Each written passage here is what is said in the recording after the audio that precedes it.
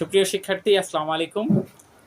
আজকে তোমাদের সাথে আলোচনা করব হচ্ছে ময়মনসিংহ বোর্ড 2025 সালের তৃতীয় অধ্যায়, যে তোমার সংখ্যা পদ্ধতি থেকে যে অঙ্কটা আসছিল সেটা নিয়ে আলোচনা করব। সেটার মধ্যে দেখো একটা মজার অঙ্ক আসছিল, সেটা হচ্ছে যে পি এক্স সমান সমান আসছিল 42.39, এর দশমিকে ছিল, এবং এক্স ওয়াই, কিউ ওয়াই আর একটা হচ্ছে পি কিউ, চারটা মান দিছিল। সেই চারটা মানের ভিতরে প্রথম গ নাম্বার প্রশ্ন ছিল যে পি এক্স এবং এক্স ওয়াই মানকে বাইনারিতে যোগ করতে বলছে, যে পি এক্স এবং এক্স ওয়াই মানকে, তাহলে পি এক্স ছিল আমাদের এটা, এটা হচ্ছে আমাদের পি এক্স ছিল 42.39, এটা হচ্ছে দশমিকে আছে, এবং কি এক্স ওয়াই কি আছে, এক্স ওয়াই আছে হচ্ছে 31.ই, যেটা আছে আমাদের কিসে আছে, হেক্সাডেসিমেলে আছে।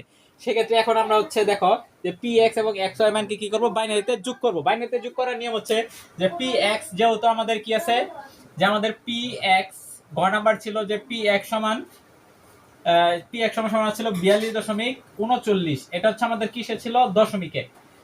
দশমিক থেকে আমাদের কি বলছে, বাইনারিতে যোগ করতে বলছে। সেক্ষেত্রে বাইনারিতে যোগ করার নিয়ম কি কি জানো, যে দশমিকে যে এই সংখ্যাটা থাকবে, এই সংখ্যাটা আমরা যে সংখ্যায় রূপান্তর করতে বলবো সেই সংখ্যা দিয়ে ভাগ করব। কোন সংখ্যায় রূপান্তরিত করতে বলছে, বাইনারিতে। বাইনারি বেস হলো 2, সেক্ষেত্রে আমরা এই সংখ্যাটারে 2 দিয়ে ভাগ করব। যদি আমরা এটা যদি অক্টালে রূপান্তর করতে বলতো বা তোমার হেক্সাডেসিমালে রূপান্তর করতে বলতো, সেই ক্ষেত্রে আমরা 8 দিয়া অথবা কি করতাম, 16 দিয়ে ভাগ করতাম।